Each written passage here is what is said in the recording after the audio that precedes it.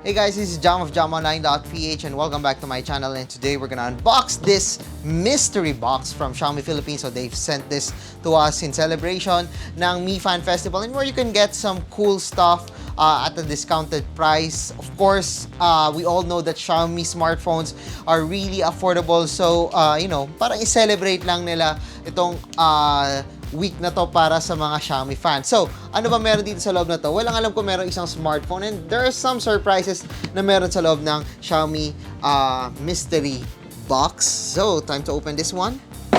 Oh, nice. Look, may foam kagad tayo ng Xiaomi.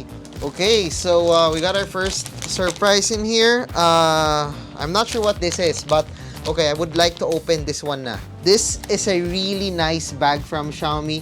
So as you can see in here, I'm not sure if this is recyclable materials, but it does look cool to me. It's white. Then meron tayong strap dito. So probably I could, place my chargers, my smartphones over here. So yeah, it's a really nice na accessory na meron tayo dito sa Xiaomi. So we got here another one. I believe ito, yeah, tama ako.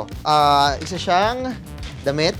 It's the Mi Fan Festival 2021 na shirt. Look.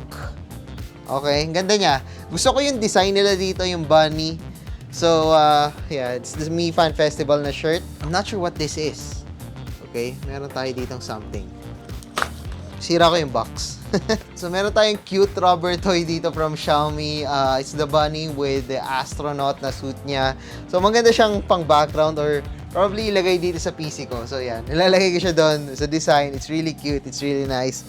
Lagay ko lang siya dito. Ayan. And lastly, we got this. This is the part na hinahantay yung lahat. So, this is the Xiaomi Redmi Note 10 Pro. Kahit ako excited para dito kasi this smartphone has a lot of features that I'm really excited about. So, linisin ko lang to table natin. Then, time to unbox this smartphone.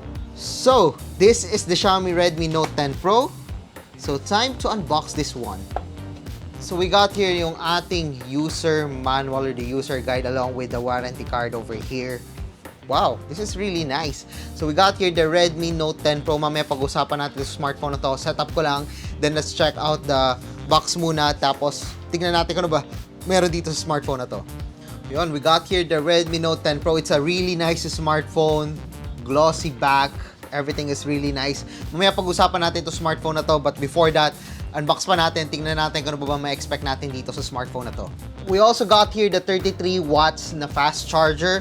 So, meron tayong 33 watts na charging dito. So, that's really nice. And of course, we got here the USB-A to USB-C cable that you can clearly see right now. Ayan. So, it's just a basic na ma-expect nyo sa isang smartphone. So, you've seen the box. You've seen the mystery box. Now, time to do a hands-on dito sa ating Xiaomi Redmi Note 10 Pro. So you're looking at the Xiaomi Redmi Note 10 Pro. The one that we got comes in Onyx Black. We got 6 gigs of RAM and 128 gigs of internal storage on this one. Inside the smartphone is a Snapdragon 732G processor, which is a powerful processor, especially for a mid-range one. So sobrang okay ako that we got that processor and RAM dito sa smartphone na to. So as you can see in here, medyo protruding yung camera natin dito. I'm not sure if you can see that clearly because it's black. But as you can see in here, we got here a different camera setup compared to Redmi Note 10. So this one comes with an 108 megapixel main camera. I'm not sure which is which, but it has a main camera 108 megapixel. We also got here an 8 megapixel ultra wide, a 2 megapixel depth sensor, and a 5 megapixel tele macro lens. So yeah, medyo maganda yung camera setup natin dito. Actually, Xiaomi got it right pagdating sa camera setup. I actually like yung nakuha natin dito. As for the display, we got here an AMOLED dot display. So as you can see in here, it's a AMOLED dot display na 6.67 inch. That's why it's quite big. Although, kita nyo, may dahil sa protruding camera, medyo gumagalaw siya sa table. Hindi siya even dito sa camera natin kasi medyo mataas sa may camera part. But it's really nice ang malaking display natin dito. It's a 6.67 inch Full HD Plus display. Then we also got here 120 Hz refresh rate with 240 Hz na touch sampling rate. So, ibig sabihin nun, mas mabilis yung yung ating display dito, mas smooth. I'm not sure if you could see that clearly, pero it's smoother compared dun sa mga normal na 60 Hz display natin sa smartphone. Of course, we got your Corning Gorilla Glass 5, so it's solid. Kahit mabagsak na siya, mas malaki yung chance na hindi siya kagad mabasag. Okay, so, You already know the basic specifications. Now, let's talk about what we can expect dito sa smartphone na to. You can see in here, the display. It's 6.67. We got here some bezel dito sa taas, bezel dito sa baba, some bezel dito sa side. It's not the thinnest na bezel na nakita ko sa isang smartphone, but it will do just fine para naman sa akin, especially sa isang mid-range smartphone. What I like about it is that we got here a really small na punch hole selfie camera. Ayan. Medyo nawala yung focus natin. Punch hole selfie camera at the top of the smartphone. Maliit lang siya, but it actually houses the 16 megapixel front-facing camera. So, medyo natuwa naman ako na ganito lang siya kaliit. Hindi siya ganun kalaki, even for a mid-range smartphone. Going sa likod ulit, makikita nyo, sinabi ko na kanina, it's glass, it's very solid, it's glossy. However, medyo prone siya sa mga dust and fingerprints. So, napapansin nyo, nililinis ko siya kanina pa because there are some fingerprints kanina, there are some smudges na meron sa smartphone na to. So, yan, it's glossy, but it's really nice, and also super premium din siya. Again, medyo malaki lang yung camera natin dito para may 2 levels of camera tayo. So, may sasabi dito, ayan o, meron nakalagay dito ultra and then premium. Yes, it's ultra. Yes, it's premium, pero medyo malaki siya. But it's not super thick unlike other flagship smartphones. On the right, we got here the fingerprint scanner, which also serves as the power button of the smartphone and also the volume rocker. So, below, yan, makikita nyo meron tayong USB-C port along with the speaker grill. And then sa taas, manifest yung smartphone natin, and yet, meron tayo dito ang headphone jack. I like na meron tayo headphone jack, hindi nawala. Pero nandun siya sa taas. Malayo siya dun sa USB-C port. So, I still suggest na kumuha na lang kayo ng TWS earbuds when you're buying a Xiaomi smartphone. I mean, mas less hassle na wala kayong wires pag gumagamit kayo ng headphones and headset nyo. So yan, you can see in here the smartphone. It's really nice. Now let's check out the software na meron tayo dito. So as you can see in here, this one is still running on MIUI. That's the UI for Xiaomi smartphones. And of course, titingnan natin, ano ba ang software na meron tayo dito? You're probably curious, ano bang software na ma-expect natin dito? So yan, you can clearly see that it's running on the latest version of MIUI, which is 12.0 for the Redmi Note 10 Pro. And then of course, it's based on Android 11.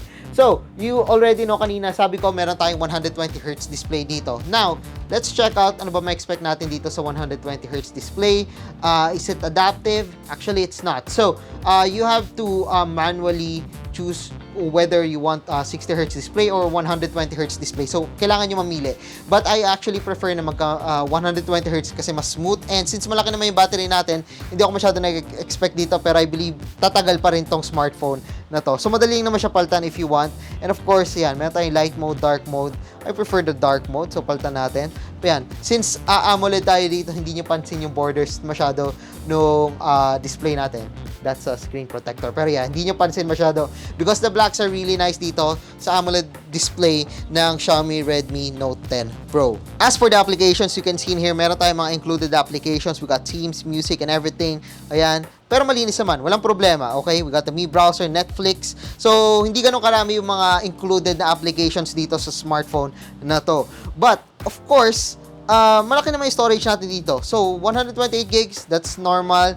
Pero, of course, magda-download pa kayo ng mga games, ng applications. I believe hindi naman kayo magkukulang dito sa smartphone na to.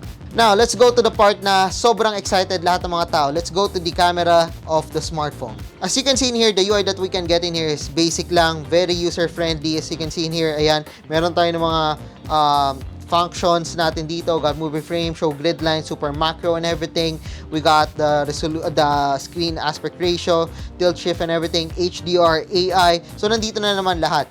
So, going to this one, video, you can see in here that we can record up to 4K at 30 frames per second. Ayan, para mas malinaw sa inyo. But I actually prefer recording sa smartphone na to at 40K or 1080p basta as long as it's 30 frames per second, since I always prefer 30 frames kaysa sa 60 frames. Of course, there's the Pro mode. We got the 108 megapixel mode if you want to get more details. Pero syempre, mas suggested siya na mag-shoot kayo sa mga static lang na objects, sa mga hindi gumagalaw. And of course, you could get here the other camera functions. We got the vlog mode, slow motion, time-lapse, dual video, and a lot more. So, marami kayo pwedeng gawin dito. We got the clone mode, 108 megapixel mode. So, marami kayong pwedeng paglaruan dito sa camera ng smartphone. So, you're probably curious, kamusta yung camera natin dito?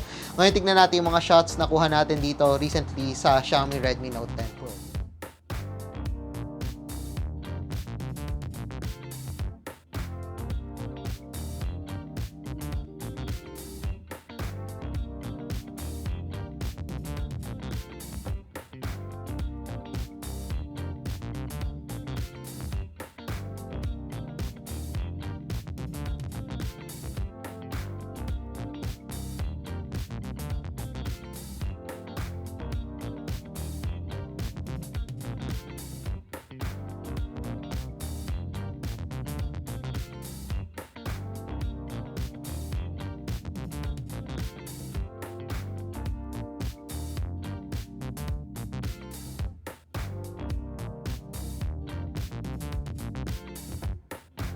So, as you've seen sa shots natin dito sa Xiaomi Redmi Note 10 Pro, it's not a flagship level talaga pagdating sa kanyang camera quality, but it's great para sa isang mid-range smartphones. The colors are nice, it's sharp, there's the bokeh and everything. The colors are vivid and alive. So, nakakatulong din pag view nyo siya doon sa smartphone kasi naka-AMOLED display tayo sa smartphone. But overall, I'm pretty happy with the result na nakuha natin dito. For mid-range smartphone, the Redmi Note 10 Pro has exceeded my expectations. So, overall, okay ako doon sa camera niya. So, you already know what to expect dito sa Xiaomi Redmi Note 10 Pro. It's a really nice smartphone, especially for its price range. We got a 108 megapixel main camera. Although, medyo protruding siya dito, papansin nyo. But, you get what you pay for. It's a really nice camera. Of course, we got here the premium build at the back. That's a really premium build, as you can see in here. Glossy glass.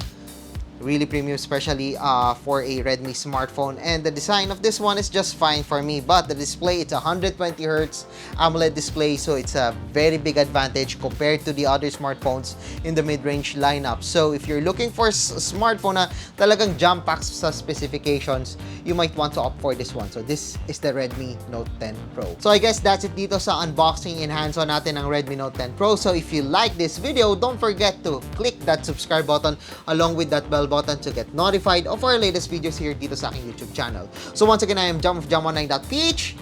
Thank you for watching and see you guys again sa susunod na video.